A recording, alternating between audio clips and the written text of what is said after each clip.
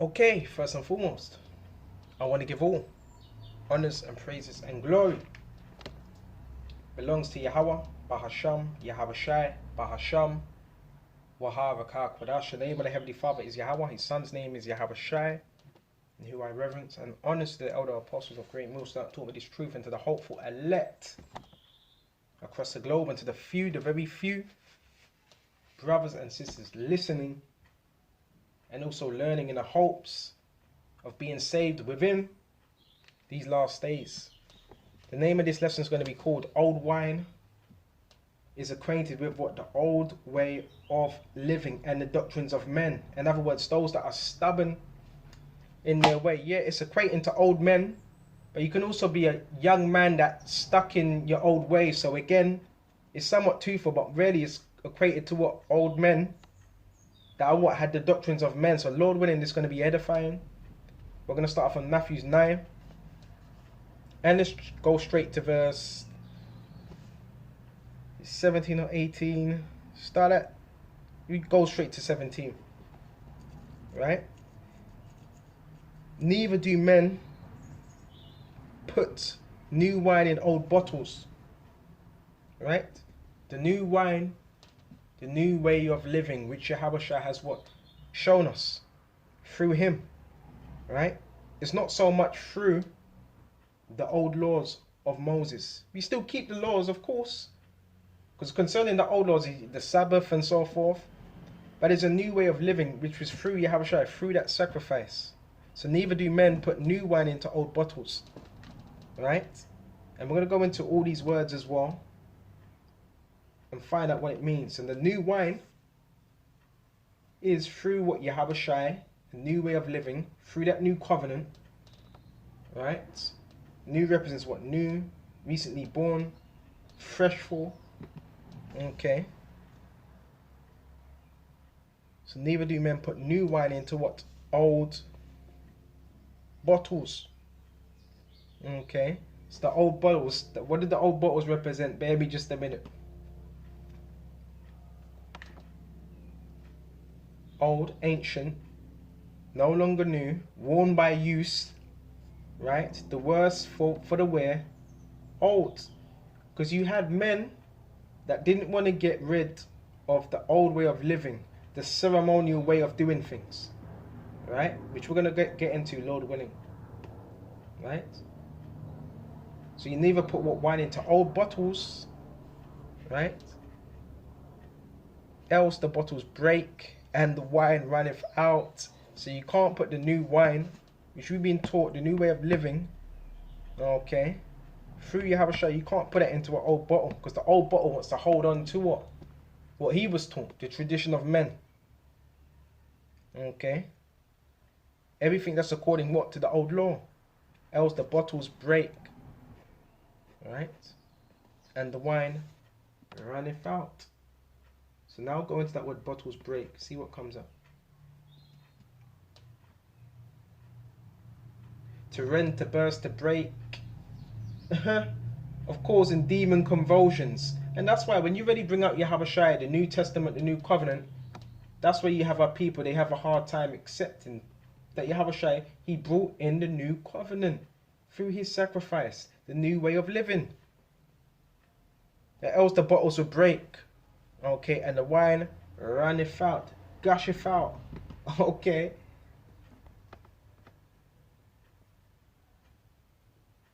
To shed forth, to run out. Okay, that's why when you teach a lot of our people that are of old age, I'm not saying all, but most of them, what are they? They're stuck in their ways. And you teach them what? Yahweh is something new. It's like, oh, they never knew that was in there. Because they were being taught a particular way. We're not doing things now according to the old Mosaic law. We keep the Sabbath, we do that. But in terms of the way we're living, it's in Yahweh. Right? Through the new covenant. And the bottles perish. So you're going to have a lot of men that are going to perish. Go into that word bottles as well. A leaven bag or bottle in which water or wine is kept. Okay. So it starts to what? Leak out. Okay. So old men, when you teach them Yahweh, the new way of living, they're not going to receive it. Right? And the bottles perished, but they put new wine into new bottles. Young men. That's why young men are being raised up in this time. Okay. Respects of form, recently made, fresh, recent, unused, unworn. Okay, as respects substance, a new kind. Okay, fresh, respect to age, new. And that's why Yahushua does raise up young men. Okay. Into new bottles, and both are preserved. The doctrine and that individual that hears it. Both are preserved. But if you're giving something new to an old man, he ain't gonna wanna hear it because he's stuck in his ways. Right? Oh man.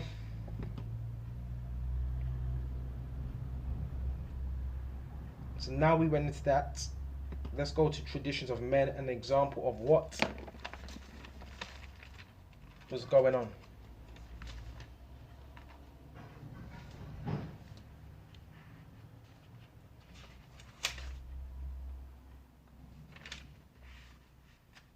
Because you had these men, they were stuck in their way. Right?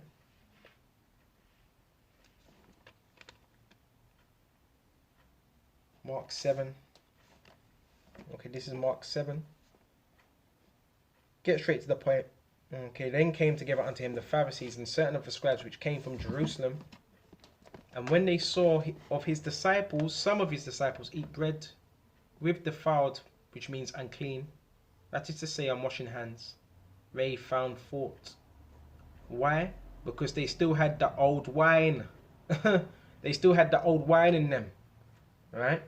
And they were doing this according to what the ceremonial law, which the ceremonial law, yes, the Leviticus law deals with purity, cleanness, but there's a spiritual cleanness. And a lot of these men, they were unclean inwardly. Yahushua said that in Matthew 23.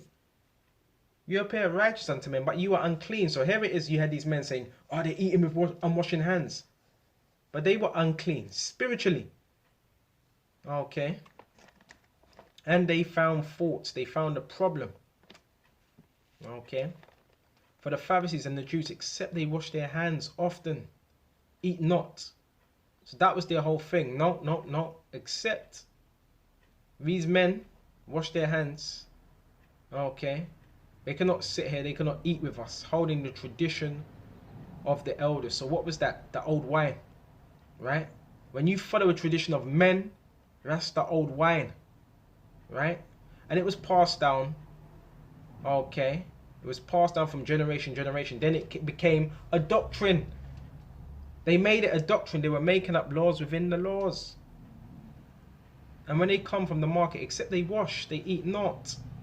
Right? So that was a law that they were keeping. Look, as soon as you come from the market, wash your hands, then eat. And many other things there be which they have received to hold. So it wasn't just that. There was other things as well that they were telling people to do. As the washing of cups and pots and brazen vessels and other tables. Okay. They were about their outward appearance. When the Pharisees and the scribes asking him, why walk not thy disciples according to the tradition of the elders? They were feeling a particular way. Why are they not walking according to our tradition which we've set? Same thing, men have got that same spirit today. Why are you following our camp? That same spirit. Okay. But eat bread with unwashing hands. Okay. And there'll be time. Say if you're out and about. You got some food with you. And you're eating it. No toilets around. Bro, that doesn't make you defiled. It's your thoughts that make you defiled. Right? And he answered and said unto them, well, have Isaiah prophesied of you hypocrites, as it is written, this people honoureth me with their lips, but their heart is far from me. So a lot of our people, a lot of these men, they honour Yahushua with their lips, but their heart, their mind was far from him. How is it far from them? Because they set up their own little tradition. They set up their own little laws, okay, within their little gathering, which ultimately made them corrupt, right? How about in vain do they worship me? So yes, they were worshipping Yahushua in vain, right? Not in truth, not in sincerity. teaching for the doctrines, the commandments of men. And that's why I don't really get into too much this individual in the spirit, and I don't get into all of that. Right? The doctrines of men, the commandments of men, the doctrines for the doctrines and the commandments of men. Right? Which would be equivalent of what the old wine. For laying aside the commandments of the Most High, you have hold the tradition of men. So they put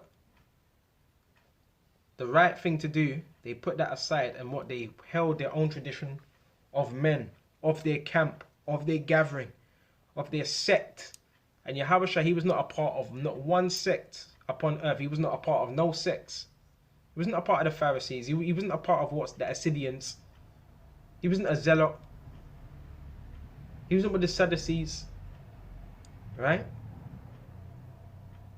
For laying aside the commandment of what the Most High, ye hold the tradition of men. Right? As the washing of pots and cups and many other such like things you do. And he said unto them, for ye reject the commandment of the Most High, that ye may keep your own tradition. So they were doing that just so they can keep their own. And that means what? Corruption as well. Right? And they had a control of the people. So the reason why these traditions were set up, so they can also have a control of the people. It was about power. That tradition was in the form of what? To have power, to maintain that power. When Yahushua was telling the people otherwise, right? You don't have to do all that. They were keeping the people in bondage. Jump straight to verse 13. Making the word of the Most High of none effect through your tradition, which you have delivered, and many such like things ye do. Alright? Verse 14. And when he had called the people unto him, he said unto them, hearken unto me, every one of you, and understand there is nothing from without a man, the outside of a man, that entering into him can defile him in terms of food, but the things which come out of him, those are they that defile him, the things that come out of you, the things that are in your mind, wicked thoughts, adultery, theft, lasciviousness, covetousness, wickedness, pride, foolishness. That's the things that can what? Defile a man. Okay? So they were not really putting on Yahushua, and they never had that new wine. They were keeping the old wine. And we know, yeah, old wine does taste better. It's more matured. But they were not willing to step out of them bounds that they had set from years, that them traditions. And over time, tradition can become what? A doctrine. They were stuck in their ways. Okay? They were stuck in their ways. And that's why the scripture says you have to be born again. John 3:3. Except a man be born again, right? Be made anew. He cannot see the kingdom of the Most High. And that was what Yahushua said to what? Nicodemus. And this was a doctor of the law. Okay. So a few more scriptures, let me shut off. Go to Job 12:20. Alright. This is Job 12, and we're going to jump straight to verse 20.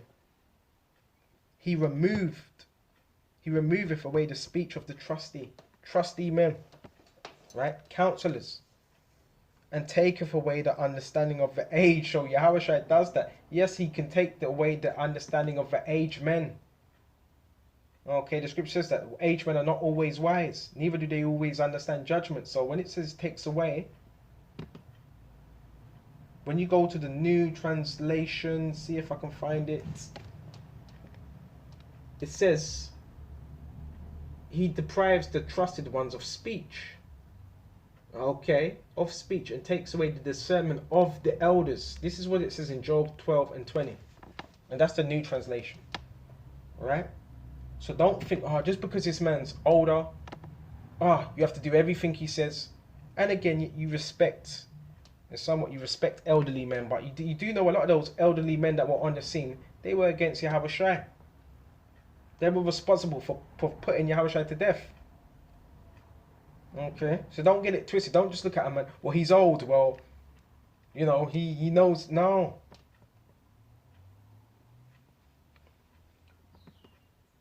See what else there is. Okay. Let's go to Matthew 11:25. So he takes what? The discernment from what? Old men. And that's why you got thing where you got camps and you just got a whole bunch of demons, legions in camps. Whole men getting together with legions. Okay? Because men, they don't have no discernment. Right? Go to Matthew 11 and 25. And at that time, Yahweh answered and said, I thank thee, O Father, Yahweh, Lord, power of heaven and earth, because thou hast hid these things from the wise and the prudent. The wise and the prudent were what? Them old men, them Pharisees and chief priests. They were wise, they were searched, they were well searched within the law. And they search what particular matters as well. When you go to Psalm 64, you know when you're reading that scripture, hide me from the secret counsel of the wicked. Who had secret counsels? The Pharisees, underneath what? Esau. So they were known as wise and prudent. They were studied in particular matters. They were known for doing background searches. They were known for doing all of that. Okay. Wise and prudent, and has revealed, they were good with information. Wise and prudent, and has revealed them unto babes. So these things are hid from those that what knew the law and knew all these other things. Okay. And has revealed them unto babes, young'uns. Even so, Father, for it seemed good in thy sight. So it seemed good in the Heavenly Father's sight to do these things. Why? Because the scripture says in Corinthians, I've used the base things, the weak things to confound what the things of this world. Paraphrasing. It's beautiful. Okay. So now let's go to Timothy 4 and 12. Don't let any man look at you, well, he's too young, you know, looking at he's young. But you could be an old fool, base, right? That ain't growing, that ain't learning anything. Not to say old men won't learn this truth, because you have old men that are within the truth that are of the elect. But the majority of them will come into this when they're young, the majority. 1 Timothy 4 and 12. Because the older you are, it's harder. You're stuck in your ways. That's like 30 years of what? Believing any rubbish you were taught. 1 Timothy 4 and 12. And that's where men tend to get what? Prideful. Because they have that spirit, well, I've been in the truth for 30 years. You can't tell me nothing. I mean, no, with years, there's experience. But you could have years and you could have been, let's say you were in this truth for 30 years, but you were wicked. You've been wicked in the truth. But you're still wicked. What does it mean? What does the years mean? But this is what men are teaching you. He's been in the truth for 20 years. Obey him. But what have you been doing for them 20 years? Have you been deceiving the flock? Have you been bringing them to Yahweh Shai? Because what I've learned what I've learned is it's unbelievable, the things I've learned from the scriptures when you really read the scriptures with understanding. Don't just take a man's word for it, because there's particular things that I've learned that even other men, they never taught me these things. I had to search diligently what in the scriptures and study and pray. Men are not really telling you about the new covenant, Yahweh Shai, really getting into the sacrifice, all these different things. Right?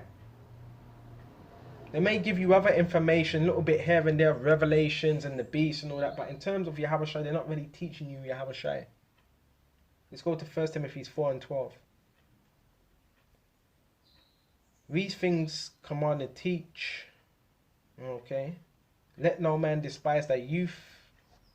Okay. But being an example of what the believers, scripture says, let no man despise thy youth. You know? Looking at you funny because you're younger. So flipping what? But be the example of what the believers in word, in conversation, in charity, and in spirit, and in faith, and in purity. Till I come, give attention to real exhortation to the doctrine. Neglect not the gift that is in thee, which was given to thee by prophecy, which on the laying of the hands of what? The presbytery, the elderly, right? The men that taught us. And again, one may say, well, you know, you can't. No. I'm not coming up against no one that taught me. What I'm saying is, there's men, they don't want to really cleave onto Yahweh Shai. They want to cleave onto what they were taught. Right? What the campus taught. The moment you do that, the moment you become corrupt. Right? The moment you never put another man over Yahweh Shai. Never put another man's word over Yahweh Shai. Okay? When you do that, you start becoming corrupt. Meditate upon these things. Give thyself wadi to them. that they profit may be to all. Take heed unto thyself and unto the doctrine, right? Continuing them, for in so doing thou shalt both save thyself and them that hear thee. Okay? So with this lesson, I hope this was edifying. And until the next time, Shalom.